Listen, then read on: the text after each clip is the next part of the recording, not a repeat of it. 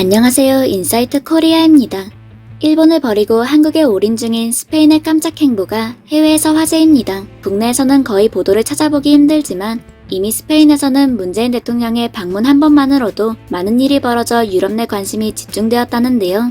한국의 존재 자체로 수백 년간 스페인에서 끊일 줄 모르던 싸움마저 멈췄다며 현재 언론들은 평화의 한국이라며 대서특필까지 하고 있는 상황입니다. 우리만 몰랐던 한국의 강렬한 존재감, 지금부터 알아보겠습니다. 20세기 초부터 본격적인 독립운동을 시작한 스페인의 자치주 카탈루냐의 사람들은 스스로 스페인 사람이 아닌 카탈루냐인이라고 생각하며 언어 역시 카탈루냐어를 따로 사용합니다. 문화와 정체성이 확연히 다른 카탈루냐는 스페인과 수백 년간 갈등을 빚어왔고 결국 2017년 독립을 선언하기에 이르렀죠. 이후로 62만 명이 바르셀로나 카탈루냐 광장에서 독립을 외쳤으며 최근까지도 펠리페 6세 국왕의 초상을 불태우는 과격 시위가 이어지는 등 마치 내전을 방불케 한 폭력 시위까지 곳곳에서 벌어질 정도인데요. 심지어 일부 카탈루냐인들은 스페인 독재자가 우리 할아버지를 죽인 게 50년도 지나지 않았다.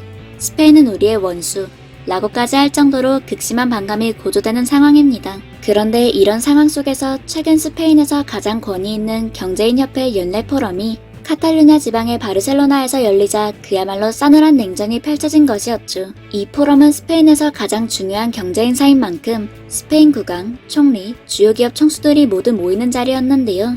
그런데 펠리페 6세 국왕이 도착하자 주최 측인 카탈루냐의 주지사가 국왕을 맞이하지도 않고 심지어 만찬 행사도 참여하지 않겠다며 싸늘한 모습을 보인 것입니다. 순식간에 중요 행사가 파탄나게 생긴 돌발 상황. 그런데 이때 마침 스페인에 방문했던 문재인 대통령이 등장하자 분위기가 180도 반전되는 일이 벌어집니다. 스페인 언론 엘 문도에 따르면 스페인의 총리와 EU 집행위원장이 먼저 나서 한국처럼 중요한 나라의 대통령이 팬데믹 이후 처음으로 바르셀로나에 국빈 방문하는데 모든 공공기관 인사가 나서서 맞이하는 게 바람직하지 않겠냐고 말하자 스페인 정재계 인사들 역시 한국과 같은 주요 국가와 좋은 관계를 쌓을 절호의 기회라며 신경전을 벌이던 스페인 국왕과 카탈루냐 주지사를 압박하기 시작했고 고집을 부리던 카탈루냐 주지사도 마침내 고집을 꺾고 국왕과 한자리에 서는 것을 동의한 것입니다.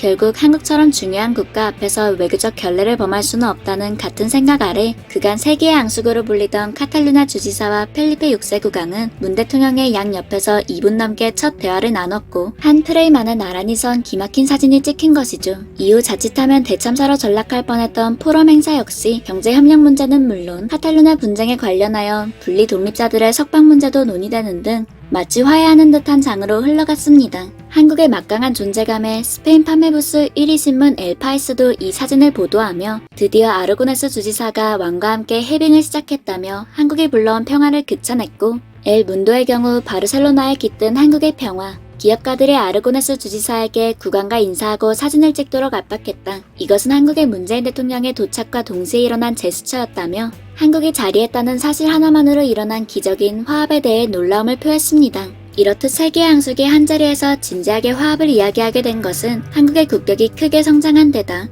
배터리를 비롯한 주요 미래 사업에서 스페인의 전략적 파트너가 되었기 때문이기도 하지만 그뿐만은 아닙니다. 바로 카탈루냐 측과 스페인 국왕 측 양측 모두의 한국이 이례적으로 뜻깊은 손님이기 때문인데요. 실제로 스페인 국왕 펠리페 6세는 스페인에서 사치스러운 행동으로 큰 비난을 받았던 기존의 왕들과 다르게 소탈한 생활을 하는 것은 물론 국가를 발전시키기 위해 실질적 외교적인 노력을 기울이는 모습으로 큰 인기를 얻은 인물입니다. 경기 침체로 기울어가는 스페인을 다시 부흥시키기 위해 일찍이 그가 긴밀한 협력관계를 쌓고 배움을 얻기로 결정한 국가도 미국도 일본도 아닌 한국이었습니다. 펠리페 6세 국왕은 2019년 한국에 방문하고는 실제로 본 한국의 놀라운 발전을 믿을 수가 없다며 서울은 전 세계 도시 중에 도시라고 할 수 있는 대표적인 도시라고 극찬했는데요. 스페인 국왕 부부는 인천공항부터 서울까지 머무는 동안 살고 싶다는 뜻을 내비쳤다가 진짜로 서울시 명예시민권을 받자 무척 기뻐하기도 했습니다. 그리고 이번 팬데믹 기간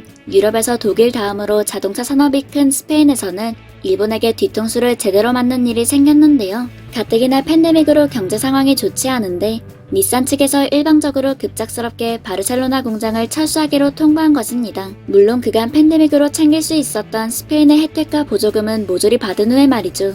펠리페 6세 국왕이 직접 나서서 중재해봤지만 일본 측은 묵묵부답이었습니다. 이러한 국가적인 스케일의 사업의 경우 최소 1년 전에는 협의를 했어야 하는데 어려운 친구의 뒤통수까지 때려버린 일본의 행보는 스페인의 분노를 샀죠. 게다가 이런 위기 상황에 한국의 배터리 공장 입주 이야기가 나오니 한국 스페인 양측의 윈윈이긴 하지만 일본에 분노한 스페인 국왕 바르셀로나가 포함된 카탈루냐 측에게도 한국은 그야말로 고마운 동반자가 된 것입니다. 이번 기회를 틈타 스페인 국왕은 오랜 시간 침묵해온 사실에 대해 폭탄 발언을 하며 일본을 버리고 한국에 올인하는 노선을 택했습니다. 바로 서양인이 그린 현존하는 가장 오래된 조선의 고지도 조선한국전도를 직접 보여주며 독도가 한국 땅임을 공식적으로 발표해버린 것이죠. 이번 문 대통령의 국빈 방문 당시 도쿄올림픽 문제로 독도 문제에 끼어든다면 큰 주목을 받는다는 사실을 알면서도 칼을 뽑은 것입니다. 게다가 자치 독립을 주장하며 스페인 국왕과의 만남조차 거부해왔던 카탈루냐 측 역시 국왕과 직접 만나 평화적인 대화를 하기 시작하니 현지 언론들 역시 놀라고 만 것인데요. 스페인뿐 아니라 오스트리아 측에서도 국빈 방문 당시 한국을 위해 40년 만에 쇤부른 궁을 열어 극진히 대접했으며 최근 진행된 EU 혁신평가에서는 121점을 획득하며 유럽 각국이 생각하는 가장 혁신적인 경쟁자 1위로 꼽혔을 정도로 큰 관심이 한국에 쏠리는 상황입니다. 이런 상황들이 하나씩 조명될 때마다 국내 네티즌들 역시 사방에서 치이던 한국의 국제 영향력이 언제 이렇게 됐지? 라며 새삼스러운 한국의 존재감에 놀라움을 표하고 있는데요. 우리만 몰랐던 한국의 존재감, 앞으로의 10년간은 한국이 또 어떤 존재로 성장해 나갈지 기대되는 시점입니다. 지금까지 인사이트 코리아였습니다. 감사합니다.